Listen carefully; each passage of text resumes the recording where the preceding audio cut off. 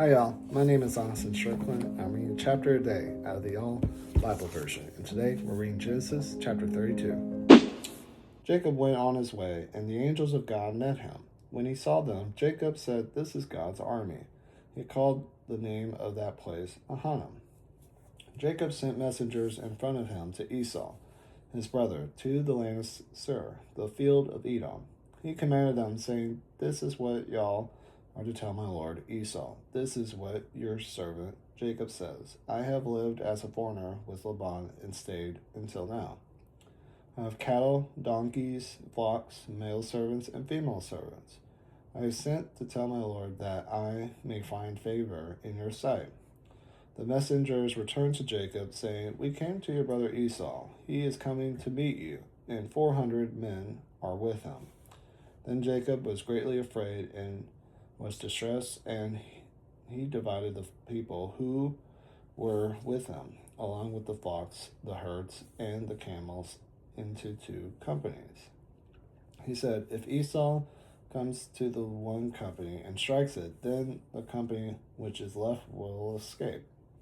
Then Jacob prayed, "O God of my father Abraham, and God of my father Isaac, Yahweh, who said to me, 'Return to your country and to your relatives, and I will do you good.'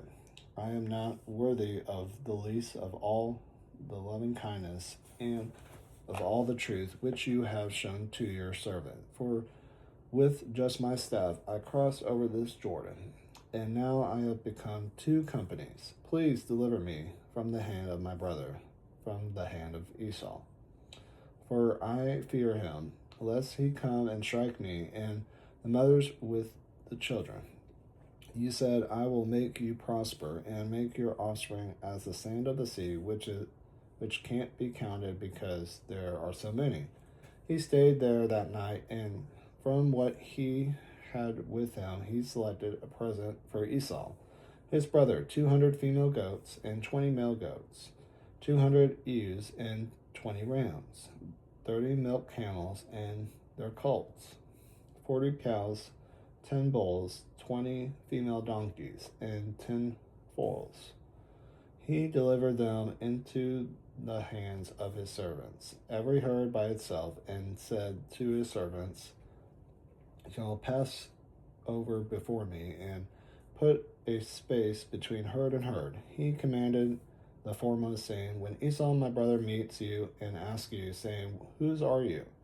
Where are you going? Whose are these before you?' Then you must say, 'They are your servant Jacob's. It is a present sent to my lord Esau. In fact, he is behind us.'" He commanded also the second and the third, and all that he followed the herds, saying, "This is how y'all are to speak to Esau when y'all find him. Y'all be sure to say, 'Not only that, but your servant Jacob is behind us. For he said, I will appease him with the present that goes before me, and afterward I will see his face. Perhaps he will accept me.'" So the gifts passed on before him, but he himself stayed that night in the camp. Jacob arose that night and took his 2 wives, his 2 servants, and his 11 sons, and crossed over the ford of Jabbok. He took them and sent them over the stream, and sent over that which he had. Jacob was left alone, and wrestled with a man there until the breaking of the day. When he saw that he didn't prevail against him, the man touched the socket of his thigh, and the socket of Jacob's thigh was strained as he wrestled. The man said, "Let me go, for the day breaks." Jacob said, "I won't let you go unless you bless me." He said to him, "What is your name?" He said, "Jacob." He said, "Your name will no longer be called Jacob, but Israel, for you have fought with God and with men, and have prevailed." Jacob asked him, "Please tell me your name." He said, "Why is it that you ask what my name is?" So he blessed him there. Jacob called the name of the place Peniel, for he said, I have seen God face to face, and my life is preserved. The sun rose on him as he passed over Peniel, and he limped because of his thigh. Therefore, the children of Israel don't eat the sinew of the hip, which is on the hollow of the thigh to this day, because he touched the hollow of Jacob's thigh in the sinew of the hip. See you on tomorrow for chapter 33.